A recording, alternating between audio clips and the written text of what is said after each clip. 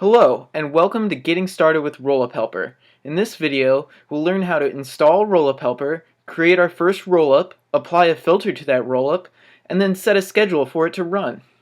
Part 1. Installing Rollup Helper. We'll start off by going to the App Exchange and typing Rollup Helper in the search bar. Click on the app right here. You will then be brought to the Rollup Helper app page. Click the green Get It Now button. Today, I'll be installing into our production org, but if you'd like, you can try the app out in your sandbox first. Verify that the information here is correct. Agree to our terms and conditions, then confirm and install. Select the username you'd like to install under, and you will then be brought to this page here. If you select Install for Admins only admins will have access to the Rollup Helper tab and be able to create and modify rollups.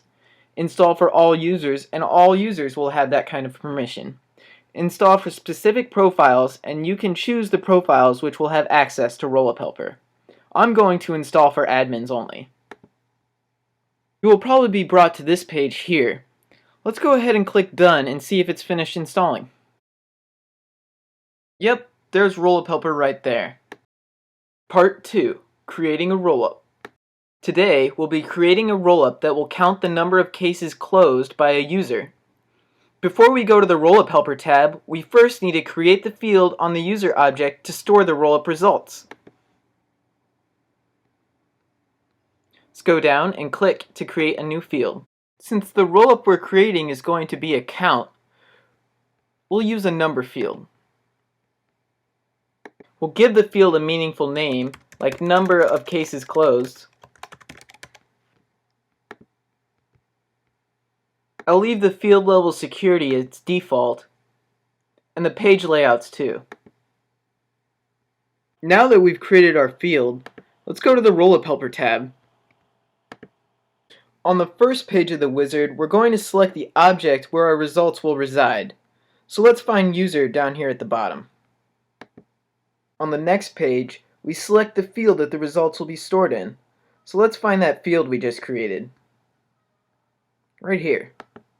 On the last page here, we're going to select the child object, which is the object we're going to roll up. And that would be case. The relationship field, we'll select owner ID, so we roll up to the owner of the case. Since we're doing a count rollup, we just need to select a field that's guaranteed to be populated. We usually recommend the deleted field. And then we'll select count for our rollup type. Now we need to make sure that it only counts cases that are closed, so we'll have to add a filter. Click Create a new filter. To create our filter, we'll start off by giving it a meaningful name. We don't need to worry about the sort order. So let's find the field on case that will indicate if it's closed. Right here. We want this to be equal to true, so it will only count closed cases. Submit this, and you can save your filter. Now that we've created a filter for our rollup, we can see the condition added to the query preview right here. This is the SQL query used to pull records from your Salesforce database. Since our rollup is ready to go, let's click Save and Run. On this page, you'll see an estimate for how long Rollup Helper thinks it will take to process all of your records. Since I don't have any data in my org, it's only going to take 1 minute to complete. Take note of this time, as it will be important when we're creating a schedule for our rollup. Sometimes Rollup Helper will take a little bit longer than the estimated amount of time. Watch our video on batch processing for more information. Make sure you click Run once and OK to ensure that your rollup runs. Part 3. Creating a schedule. Now that we've created our rollup, we probably don't want to click the Run Once button every time we want the rollup to recalculate. To solve this problem, we can create a schedule.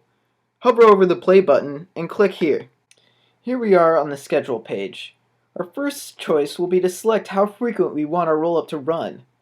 Make sure you don't schedule your rollup to run more frequently than the Run Once estimate. Otherwise, you run the risk of creating a queue buildup in your org. Feel free to have it process all of your records.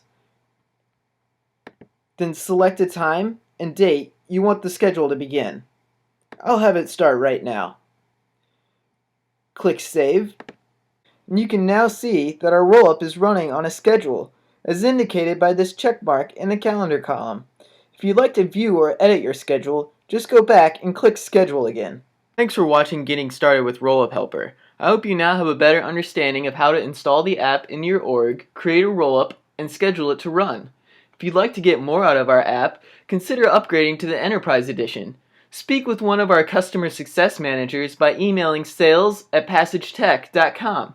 Be sure to mention you watched this video in your email. Thank you again, and have a productive day.